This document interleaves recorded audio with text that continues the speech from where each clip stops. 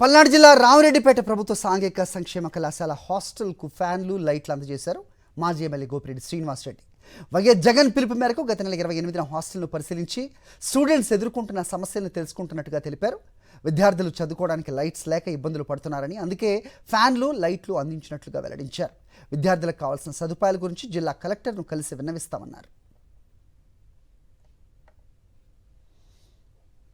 మేము చూసిన తర్వాత పిల్లలు చాలా రూమ్స్లో లైట్లు లేక కనీసం చదువుకోవడానికి కూడా వెలుతురు లేక లైట్ లేక ఇబ్బంది పడుతున్న పరిస్థితులు. అట్లానే ఏ బాత్రూంలో కూడా ఒక్క బల్బు లేదు. దాదాపు 10 రూముల్లో ట్యూబ్ లైట్లు, బాత్రూములు దాదాపు 10 బాత్రూముల్లో ఈరోజు లైట్లు ఏర్పాటు చేయించే కార్యక్రమం చేశాం వైఎస్ఆర్ కాంగ్రెస్ పార్టీ తరఫున.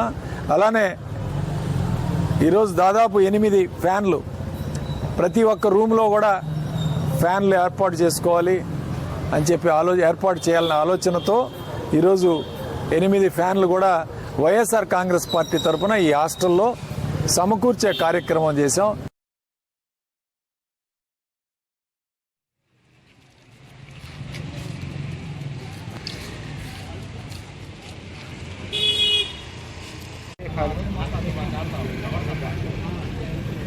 Gracias.